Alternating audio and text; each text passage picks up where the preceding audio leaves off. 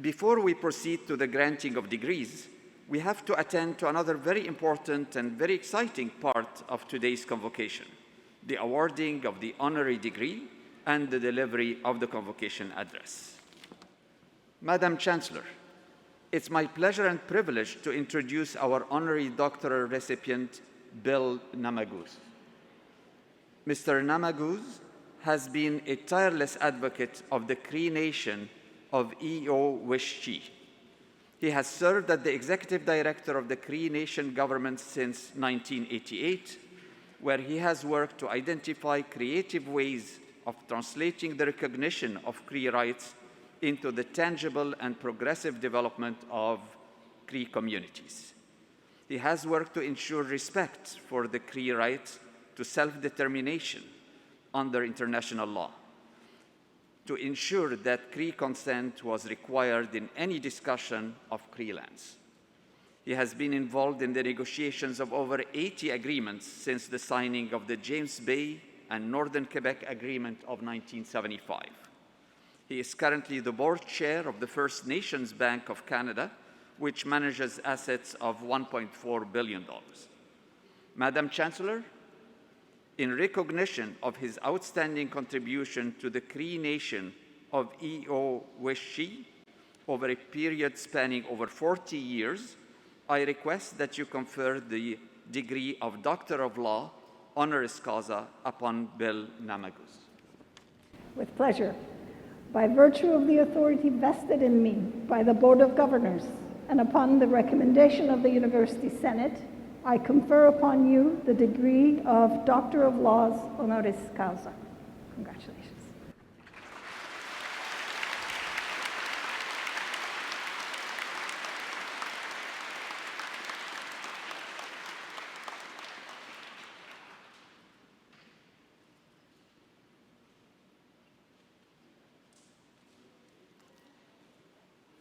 Sejwa jemno naskamono gaito dagian jikaim gan stebet naskam no jib tukshnergia. Madam Chancellor, Mr. President, graduates and honored guests, I am deeply humbled to have been selected to receive this honorary degree and a recognition from Carleton University. First, I express my gratitude to the Algonquin people upon whose traditional territory we are on.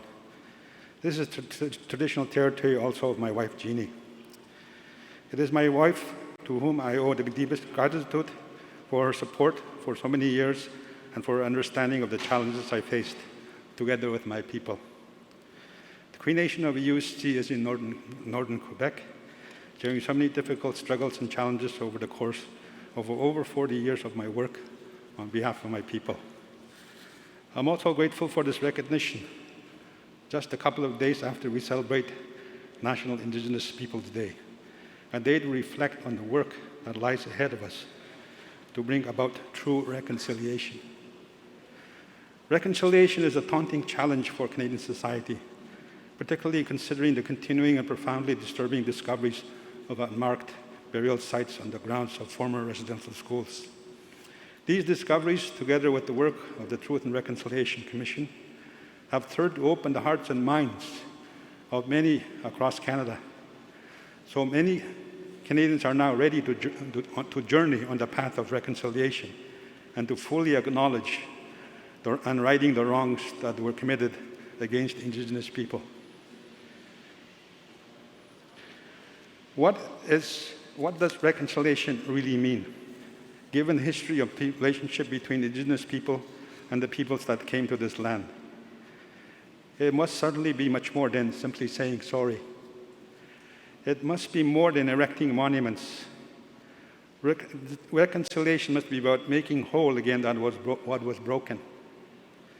It's about undoing the impacts of colonization of our peoples and rooting out and eliminating all the legacies of colonization that linger and are still present in our institutions, in our laws, in our practices, and our attitudes.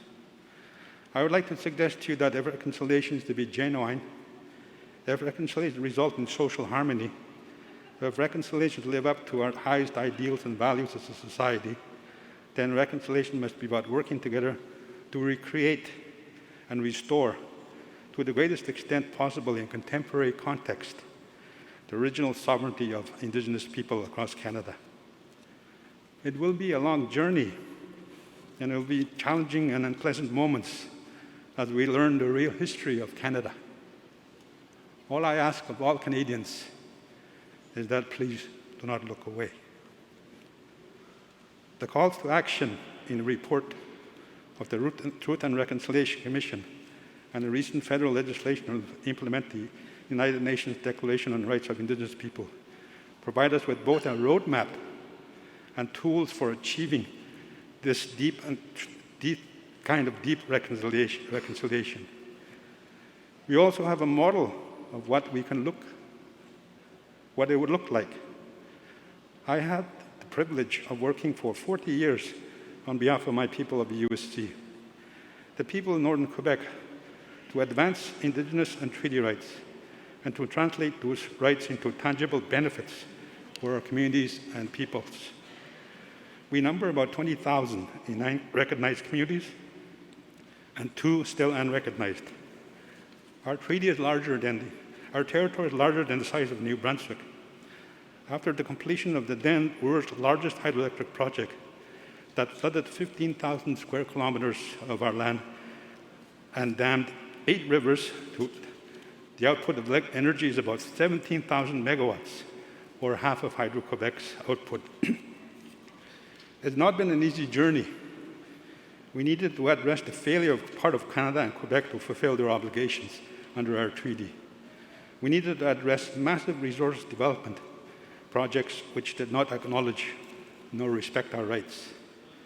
And we needed to address the secession movement, which also did not acknowledge and respect our Indigenous rights. But we preserved and never stopped putting our rights at the center of our struggles.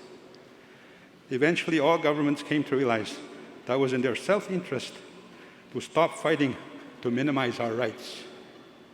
They came to understand that the kind of orderly and sustainable development that everyone aspires to can only be achieved through an honorable journey that accepts our rights and includes us in the process of development. It is through these processes of inclusion that we've been able to introduce our values, our philosophies, and our deep understanding of the interconnectedness of life into the decisions about the future of our land and territory. Development proposed to take place on our territory must now meet a high standard of social acceptability and must address environmental concerns, our social concerns, and our economic concerns. Incrementally, and over the course of many years of struggle, we have been able to put into practice many of the key elements of the United Nations Declaration on the Rights of Indigenous People. And in so doing, we have been able to demonstrate that recognition of Indigenous rights, rather than being an obstacle to development, is in fact a necessary condition for rational and orderly development. We have diligently over the years taken a significant measure of control over the mechanisms on which decisions are made that affect our territory, while at the same time dramatically improving the living conditions of our people. What we have achieved over the years is one model by which the full implementation of the United Declaration can be shown to work and an example of reconciliation can look like. I am proud to have been a part of this journey. To this year's graduates, I understand it is customary that I provide some words of guidance and encouragement to you.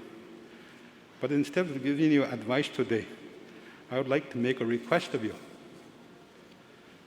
Each of you, graduates, will now be settling upon your career journeys and to find that path of purpose and fulfillment. Whenever your individual paths take you, there will be opportunities to advance reconciliation. You will likely at some point be witness to the kind of systemic racism which one of our legacies of the colonization that Indigenous people have been subjected to. I would ask you, the next generation of leaders, next generation of carriers of public morality, to please address it. Please call it out. and do what you can to stop it.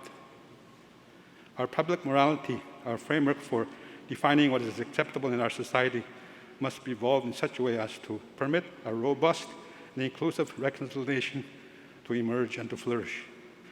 This is the honorable path forward for us all. Miigwech, thank you, merci.